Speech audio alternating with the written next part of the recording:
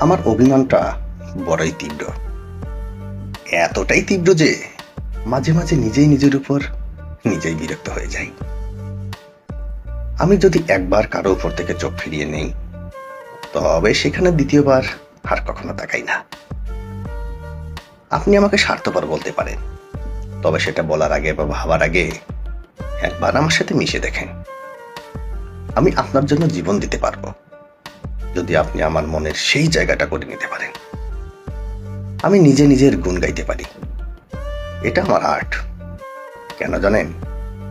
কারণ আমি যদি কোনো কাজ করি, সেটা মন থেকে নিখুঁতভাবে করি। আমার ব্যক্তিত্ব, আচার আচরণ, কথাবার্তা, রাগ, অভিমান, ভালোবাসা, ইগো, যা আপনাকে ইমপ্রেস করতেই বাধ্য করবে। আমি যার সঙ্গে মিশি, তার সঙ্গে নিঃস্বার্থভাবেই মিশি, তবে খুব সহজে কারোর সাথে মিশি না। আরে একবার যদি মিশে যাই, সেই মানুষটা আমার জীবনের অন্যতম সেরা একজন ব্যক্তি হয়ে যায়। তার প্রতি আমার ভালোবাসা নিখুঁত হয়, কোনো কমতি থাকে না।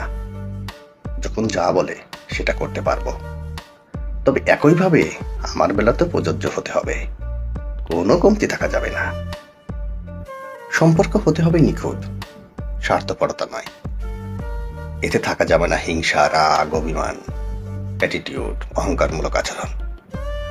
কিন্তু একবার যদি এগুলো আসে, ভুল বোঝাবুঝি হয়, সম্পর্কের ভারসাম্য নষ্ট হয়, তখন আমি এত দূরে চলে যেতে বাধ্য হই, মনে হবে আমাদের কখনো পরিচয়ই ছিল না।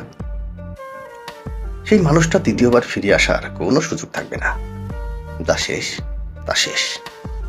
একবার ভাঙ্গা সম্পর্ক আর কখনো জোড়া লাগে না। তবে হ্যাঁ, অভিমান নিয়ে দূরে সরে থাকি বলেই ভেবো না ভুলে গেছি। অভিমানে দূরে থাকা যায়, তবে ভুলে থাকা যায় না।